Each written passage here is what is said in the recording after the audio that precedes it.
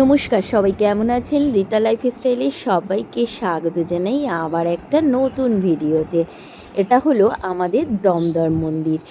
দেখুন কি সুন্দর করে লাইট দিয়ে সাজানো হয়েছে। কাল আমাদের বড় মায়ের জন্মদিন, তাই জন্য আজকের থেকেই লাইট জ্বলছে।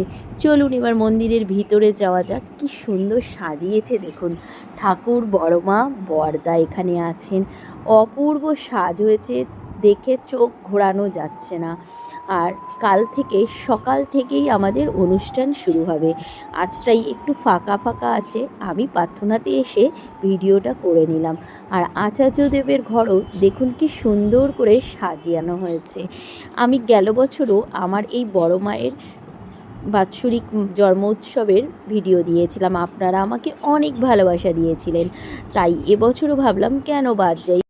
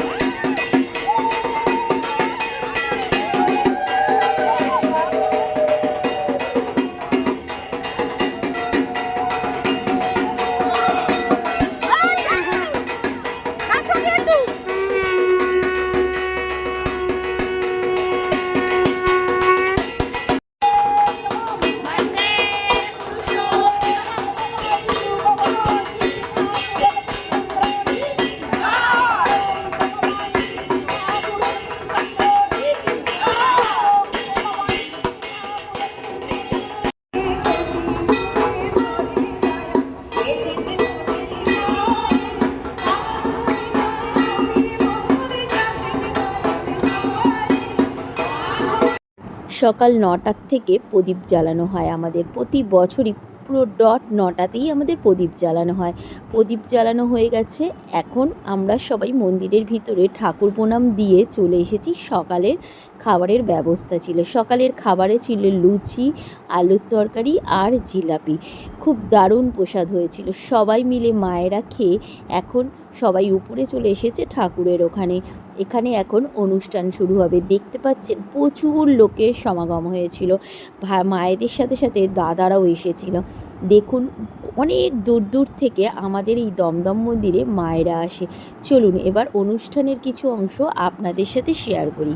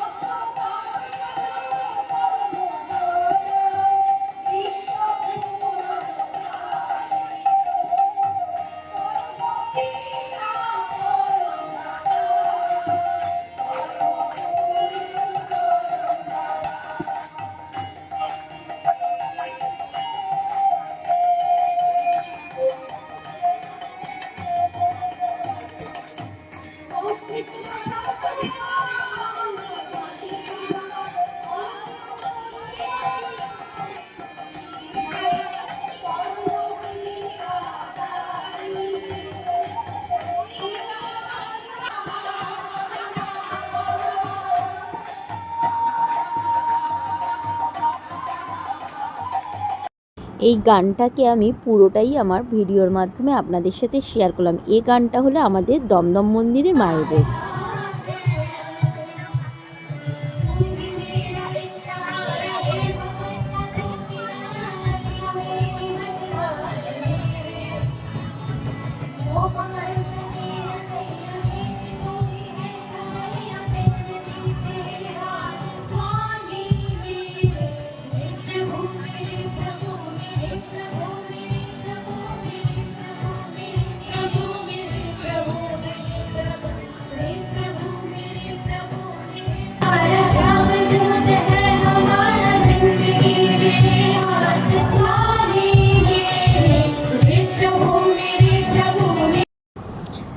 এখন দুপুরের খাওয়া দাওয়া করে বাড়িতে গিয়েছিলাম, খানিকটা সময় বাড়িতে একটু রেস্ট করে আবার বিকেলবেলা প্রার্থনাতে মন্দিরে এসেছি।